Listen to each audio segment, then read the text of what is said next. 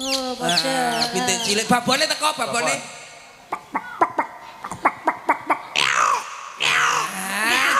Niku nak babon sing lanangane.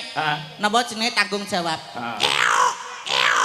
Lah sing babon lanange gak tanggung jawab. Ogok-ogok tok. Iya. Iku koyo anu kok. Kok ogok-ogok tok ki pitik apa to? Pitik babon lanangane mlayu. Iso. Ngene. Ayo. Wo. Ya bapak ning.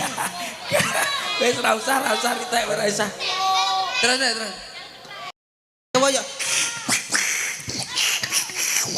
Lah luar Jawa.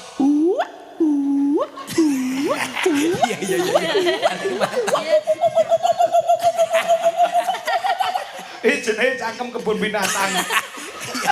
Oke mulane kula rencana mboten usah studi tur teng kebun binatang.